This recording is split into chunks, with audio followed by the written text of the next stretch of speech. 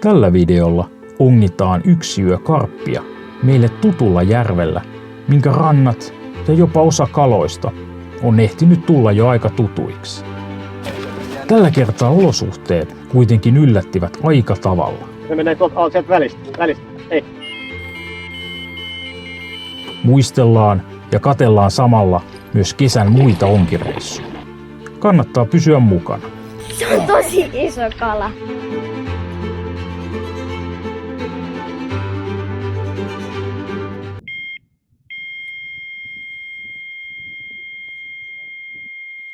Tänään pitkästä aikaa karppiongelle. Suhkot tutulle järvelle mennään, mutta ei olla käyty taas ainakaan vuoteen. Laitettiin yksi esimäski sinne, kun on sen verran kaukana oleva paikka, niin mutta tavaraa laitettiin ehkä 15 kiloa. Siellä pitäisi olla isoja kaloja ja enemmän kuin muutama, niin uskotaan, että se mäski kyllä siellä menee. Nyt on elokuun puoliväli kuitenkin, niin pitäisi kalaa syödä vielä aika hyvin. Luvattu sateita koko päiväksi, mutta nyt oli just ennuste onneksi muuttunut, niin ei pitäiskään sataa oikein ollenkaan. Tää tulee nyt vettä täällä Helsingissä. Tuo paikassa on joskus tullut kalaa tässä vielä aamupäivästäkin aina tuonne 12 asti. No jännä, kun nuo syöntiajat vähän vaihtelee eri paikoissa. Tuolla on voinut saada kalaa aina tuonne melkein kello 12 asti. Niin siinä se tässä on kello nyt 8:30 aamulla, harvemmin lähetty näin aikaisin ongelle. Mutta tuolla olisi ehkä muutama tunti vielä mahdollisuus heti alkuun saada kala. Sitten voi tulla hiljaisempaa. Iltapäivä on ollut aika rauhallista tuolla ja alkuiltakin. Ihan maketa. Napataan Jukka kyytiin ja Teemu kyytiin sen jälkeen ja lähdetään ajelemaan.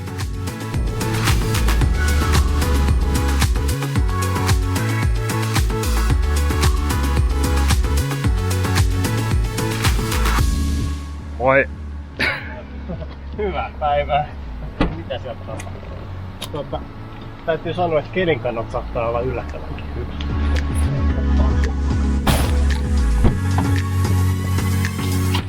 Jeba!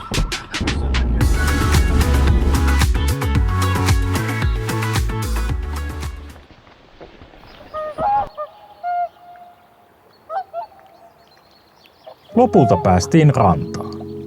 Kukaan ei kuitenkaan malttanut jäädä ihastelemaan maisemia, sillä odotukset kalan saantiin olivat niin korkealla. Muistissa oli, että tällaisella säällä kalaa tullut joskus yllättävän hyvin. Takana sateinen yö, matala painetta, pilvistä ja sopivasti tuulta. Tieto paikan kalojen koosta lisäsi jännitystä. Nopeasti rikit kuntoon, syötit koukkuihin, siimat veteen, vavat telineisiin ja hieman boileria ja mäskiä tontille.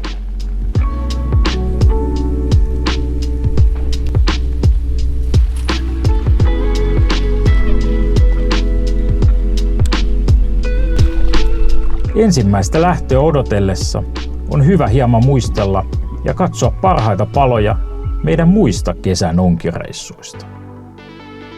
Kausi aloitettiin poikkeuksellisesti jo huhtikuun puolella Säyneen onginnalla. Tää on Säyneen ihan varmasti. Oltiin ehkä pikkasen myöhään liikkeellä, kun särkiä oli jo paikalla. Aika pieni on, jos on. Teemulle kuitenkin yksi ihan kivan kokoinen kala. Pitää ensi vuonna yrittää uudestaan vähän aikaisemmin. Kevään ensimmäinen säynä. Elämän ensimmäinen kevätsäynä. Tästä oli helppo siirtyä meille tutumpaan puuhaan, eli turvan ongintaan. Jotenkin se on vaan hieno tapa aloitella kevättä. Tärpin odottelu joen rannassa on samaan aikaan jännittävää, tarkkaa ja rentouttavaa. Vavankärjen liikkeestä ei ota aina selkoa. Odottavan aika oli välillä pitkä, mutta lopulta vahvat kalat palkitsivat tiukoilla väsytyksillä.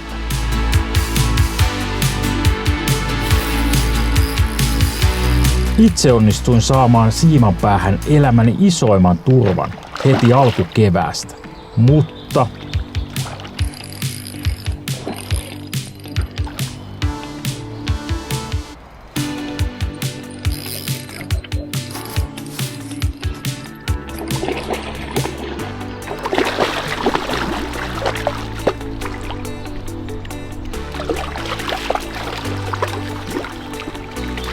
Ikävä kyllä, vaaka ei suostunut silloin toimimaan. Kalan paino jäi mysteeriksi. Onneksi reissuja ehti tehdä vielä lisää.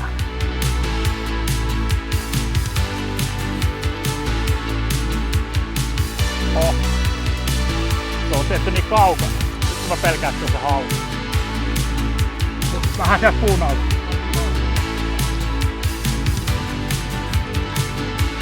Lisäksi täytyy myöntää, että turpa on kyllä yksi hienoimman näköisistä särkikaloista.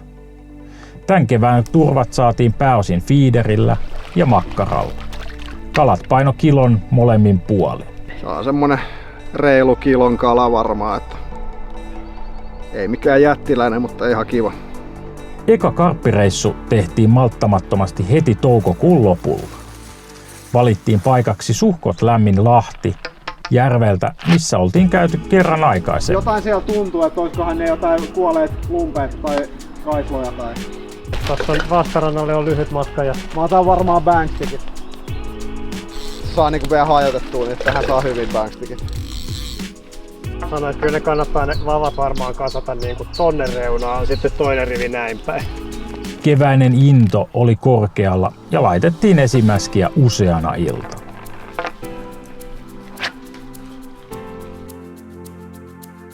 Meni kaikki tossa esisyötössä.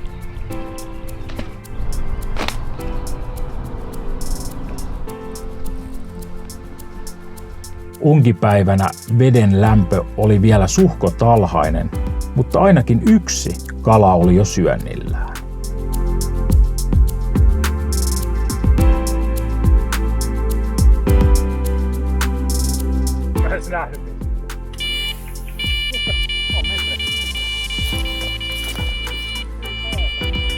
Onks tuo joku hauki?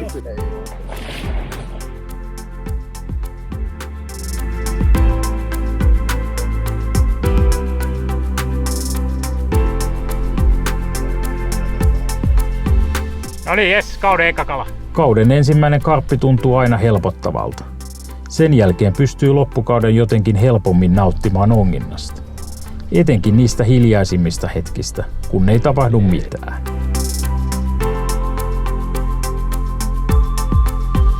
Heti muutaman päivän päästä Teemu ja Jukka teki vielä Urpojen kanssa yhden uuden reissun samalle järvelle. Vedet oli ehtinyt lämmetä vielä lisää ja tällä kertaa kalat oli hieman aktiivisempia. Kauden ekat karpit myös Teemulle ja Jukalle.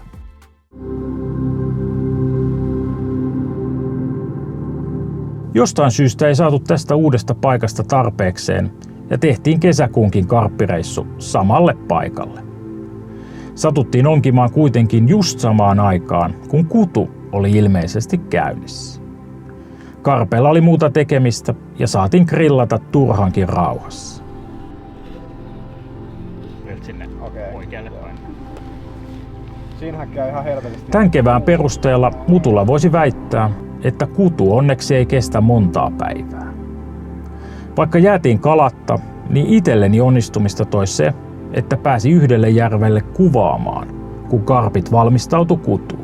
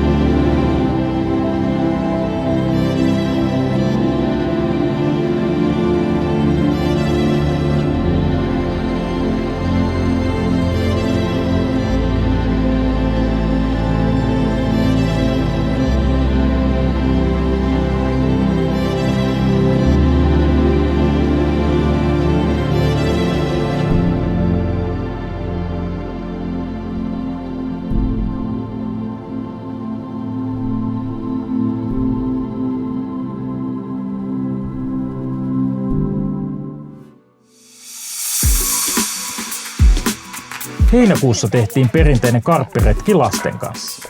Oli taas hauskaa ja rentoa. Lisäksi Teemu ilahdutti kaikkia saamalla vavan päähän hyvän kokoisen karpin keskellä päivää. Hyvä isi. On muuten iso kala. Onko se 19-kiloinen kala? Isi, miksi sä laittanut onkia vielä? Hyvät mäskit alla. Hyvä isi. Se on muuten sateen jälkeen. Se on muuten Hilma, tulit hyvän sään aikana vedestä pois. Niin, mä olisin uinut. hyvä vientisyö. Kivasti vetelee tuo kaukana on. Tällä jengillä ollaan tehty yksi onkiyö joka kesä ja useamman vuoden ajan. Koskaan aikaisemmin vaan ei olla saatu isoa karppia vavan päähän jo valoisaan aikaan.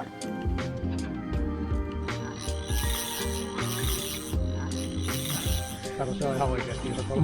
Oho. Jää muisto. Voisit talvella. Onko se niinku Nyt jos saat kelakkilometri ton toisen vavan tosta pois. Sit vielä meille kala. Ne.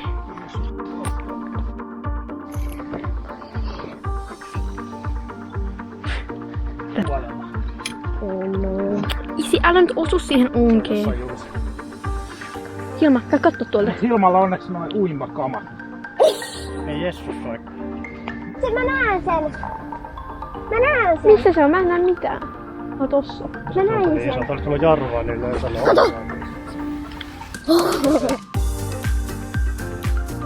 Oh, mitä?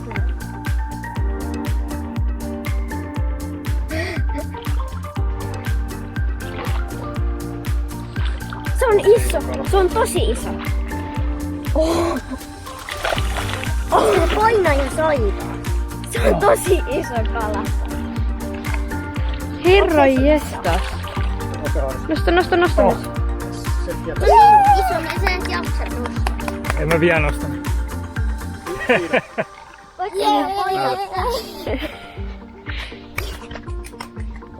Ai jestas, toi on ihan jäätävän kokoinen. Toi varmasti toisit isoin. Se on niin savarin läpi. Paljon. 16,74.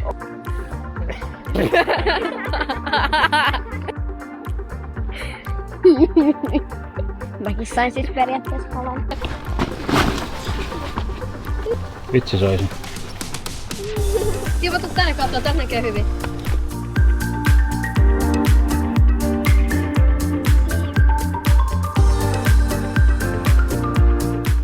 Oi, isi sun ilmas.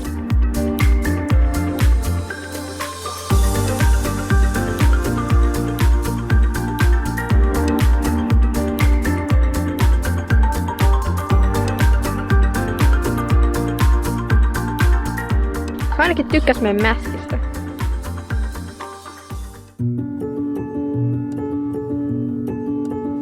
Kesällä tuli tehtyä myös muutama lyhyempi onkipisto feederillä, kelaongella ja stalkkaamalla. Taas tuli kuitenkin todettua, että ilman esimäskiä sai istua liiankin rauhassa. Itselläni silti edelleen haaveissa keksiä onkipaikka, missä olisi milloin tahansa helppo käydä, myös ilman isompia ennakkovalmisteluita. Toisaalta ehkä laatu korvaa määrän ja harvempiin onkireissuihin jaksaa panostaa enemmän. 1 2 kilon suutarimuisto kuitenkin. Tosin ennakkoon mäskätyltä paikalta tietenkin.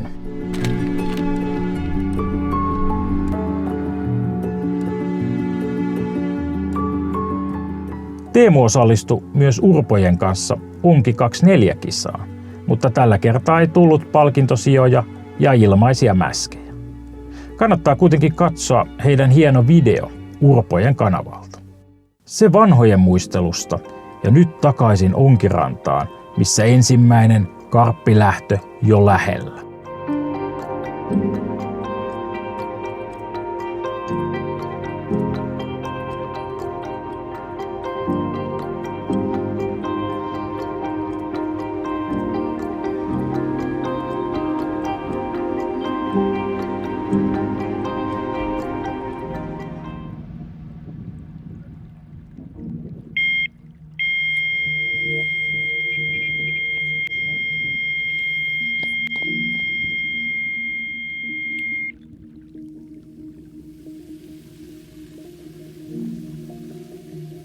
Tää on ihan perus Luciferi.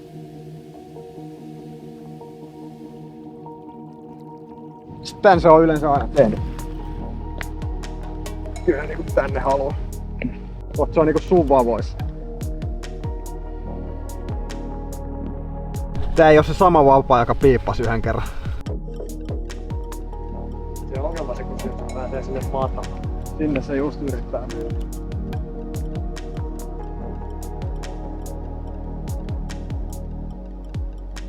Jämähtikö? Ei. Se ei vaan suostu kääntymään.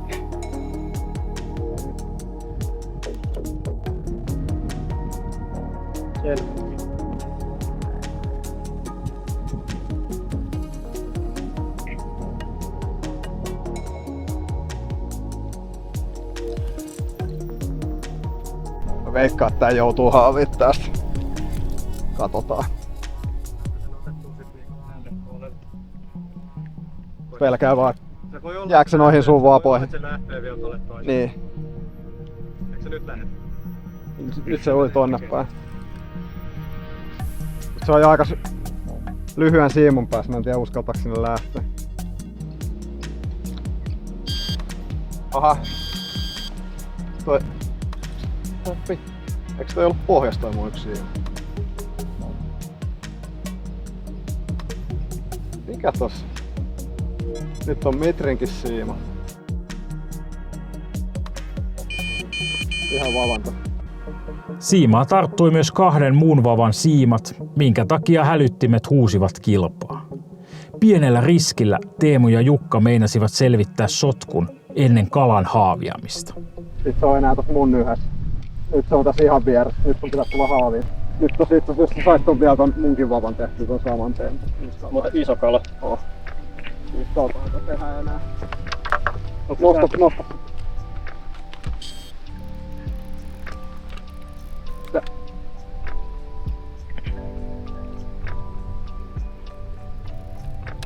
Vedä se tuo. Eikö se menee tuolta sieltä välistä? Ei. Täältä. Sieltä. Eikö se ole? Nyt se on ilman painesta, joo. Tääks. Sulla on pakko olla joku kivi. Pakko olla tosiaan olla joku semmonen koho. Ihan niinku tuolta väliin. Tuli tosi Ei kaukaa. ole kaukaa, lähellä rantaa. On muuten iso.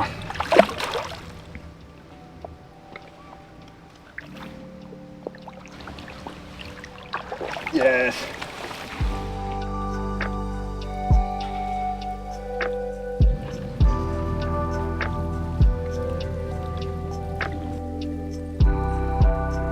Nyt voi kyllä sanoa, että tästä tulee taas se fiilis, että kyllä tää sade on niinku kaloille todella hyvä asia. No ei sen pieni ole. Onko tän päivän vai eilisiin mäskä? Tai siis 2 päivän. Tääkin on hyvinkin ollut. Tässä varmaan pyörii nyt aika paljon kalaa, on pyörinyt koko tuolla alueella. Kato nyt paljon taas syönyt. 16 tasa.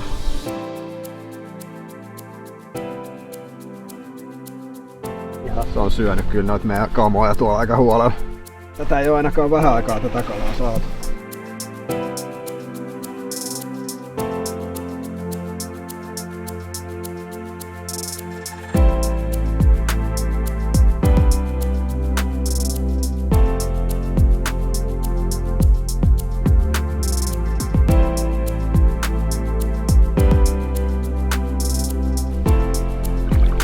Tässä on niin matalasti hyvä.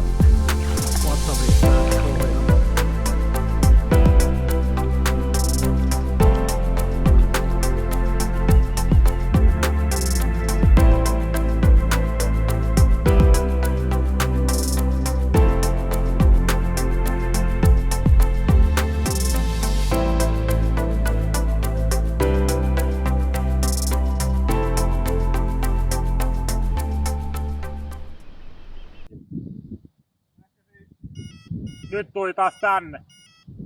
Kyllä se on siellä, nyt otan vaan. Otanko?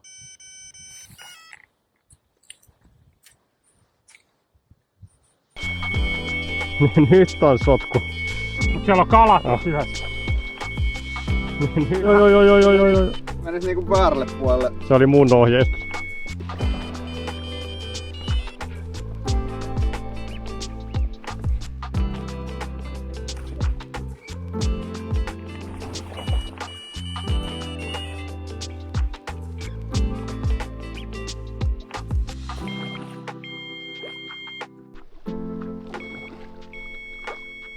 Eikö vieläkään kai?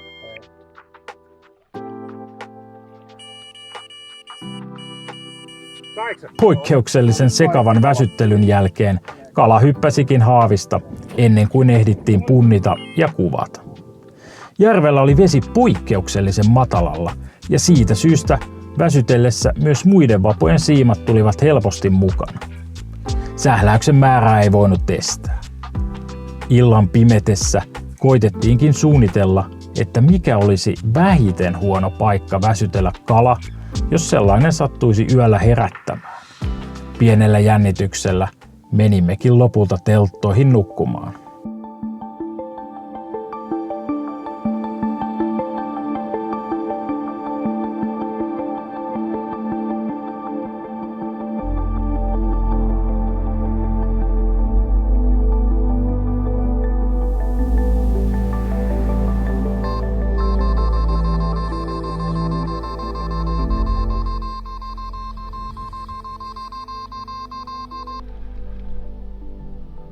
Mihin suuntaan me vittiin lähteäkään, että sit...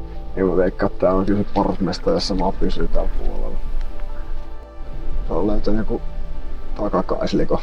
Ei kun se potkii vaan menee. Mä vittiin kelasta, että se mieluummin pysyy väsyttelee vähän tuolla kauempana. Mut kun sä et haluu vasta sinne, se ottaa noin siinä. Ellei se mene, kun se menee tuolla niin kaukana vielä.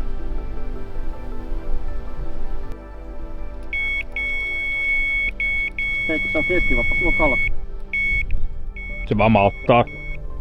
Se ottaa, kato kun se menee siitä keskeltä.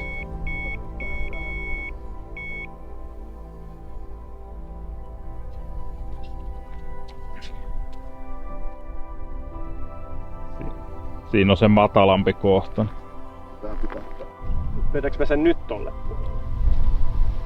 No nyt se on ainakin mennyt sit yli. No toi on niinku... Nyt se...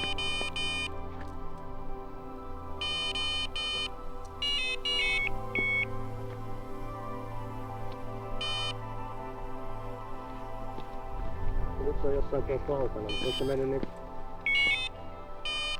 Ei se oo tuolla aika lähellä.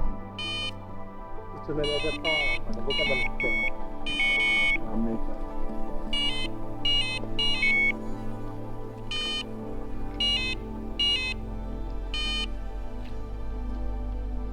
Aika kaukaa se on mennyt. Niin mä just sanoin, että ei se... Älä Mutta uita se ui sinne, en mä ois saanut sitä niinku millään, kun tonne päinhän se oli menossa. Kato, kun se on tuolla asti. No nyt jossain tossa se vielä. Mä nostan tää oman tästä.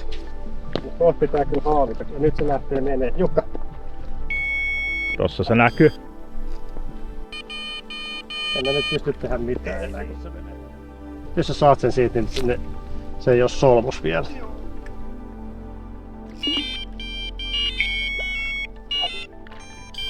Ei oo.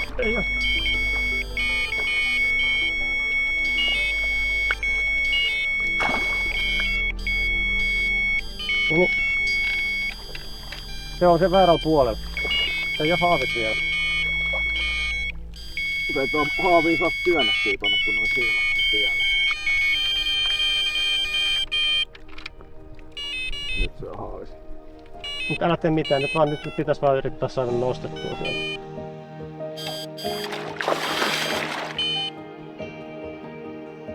Regi irti. Joo. Että haavi ei vaan oikein pysty, sitä ei pysty nostamaan, se ottaa kiinni noihin vapoihin. Vittu toi on ihan mahdotonta, kun se...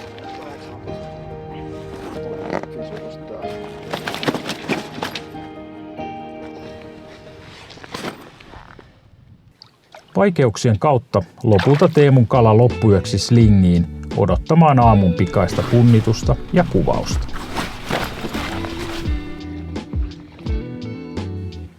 Teemulle jo ansaitusti ainakin kauden 3. yli 16-kiloinen kala ja kaikki vielä eri järviltä.